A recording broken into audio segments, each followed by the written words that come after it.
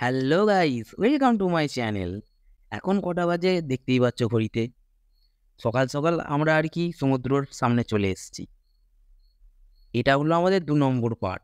যারা 1 নম্বর পার্ট দেখোনি, গিয়ে দেখে আসতে পারো। সমুদ্রের পাড়ে আসার কারণ হলো, আমি এসছি তো দিকে অনেকবার, কিন্তু কোনোবার সূর্যর দেখা পাইনি। কারণ কোনোবারে ঘুম থেকে উঠতে পারিনি, কোনোবারে মেঘ করে গেছে, কোনোবারে তো অন্য অন্য ব্যাপার। এবারেও দেখো মেঘ করে আছে। তাই আর কি ভোর ভোর উঠে চলে এলাম। সকাল সকালে বলা নয় ভুল, কিন্তু ভোর ভোর এসছি। চলো, আজকে এসছি, যদি কপালে থাকে সূর্য দেখা যাবে। মেঘ তো করে আছে, বুঝতেই পারছি বৃষ্টিও আসতে পারে। তাও একটু আশা নিয়ে চলে এসেছিলাম। বলতে বলতে বৃষ্টি শুরু হয়ে গেছে পড়া। সেটা আমি তোমাদের ঘরে একটু বলছিলাম আর কি, বৃষ্টি পড়া পড়া শুরু হয়ে গেছে। কিছু করার নেই, সূর্য মনে হচ্ছে আজকে দেখতে পাবো না, একটু সাইডে দাঁড়ালাম। তারপর হালকা হালকা ফের পড়া বন্ধ হলো, তাই একটু এদিকে ঘুরতে বেরোলাম। চলো যাওয়া যাক। আমাদের মতো আরো অনেক সবাই সূর্য দেখতে এসেছে, সেটা দেখতেই পাচ্ছ তোমরা। চারদিকে ভালো ভিড় দেখতে পাচ্ছ। দূরে, ওই দূরে দেখো কত ভিড়, সব সমুদ্রের জল ঘাটছে। এখানে আবার এসে দেখছি সব সমুদ্রের ধারে বসে বসে ঢেউ খাচ্ছে। সকালবেলা বীজ দিয়ে কেমন লাগে এদের তো আমি বলতে পারছি না, কিন্তু আমার খুব একটা ভালো লাগে না সকালে বীজ দিয়ে। তাও এরা দেখছি আজ জল ঘাটছে বলে আমি একটু গেলাম।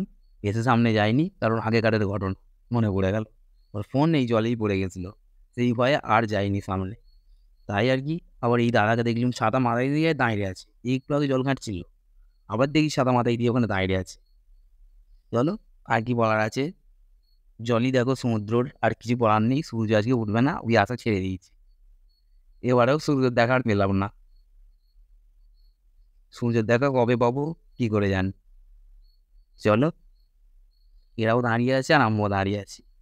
রাত্রির হওয়ার কারণ হলো কি জানো, আগের বারের মধ্যেই সেম ঘটনা।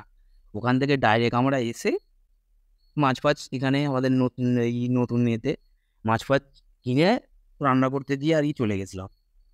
তারপর খেয়ে দিয়ে ঘুমিয়ে পড়েছিলাম। এখন এসছি ওল্ড দীঘার, এখন ওল্ড দীঘায় ঘুরতে এসছি। চলো দেখা যাক ওল্ড দীঘা কেমন কি হয়েছে। 1 বছর আগে এসেছিলাম, ফের এখন এসছি। চলো, দেখতে সব একই, কি আর পাল্টাবে 1 বছরে। কেমন ভিড় হয়েছে সেটা দেখার কারণ। আমি তোমাদের ঘরে বলছিলাম না, আগের ব্লগে বলছিলাম যে আমাদের দীঘা ভালো লাগে।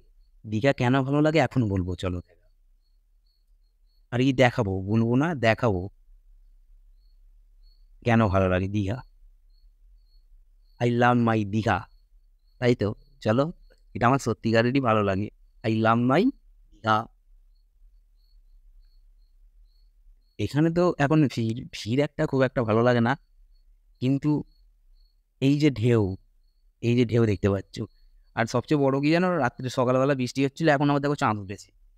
এইটা দেখে আমার সবচেয়ে বেশি রাগ হয়েছে। সকালবেলা সূর্য দেখতে গেলাম, বৃষ্টি হচ্ছে, আর এখন চাঁদ উঠে গেছে। পুরো মাথা ফুলতে গেছে আমার এসে দেখে। আর কি বলার আছে, কিছু বলার নেই।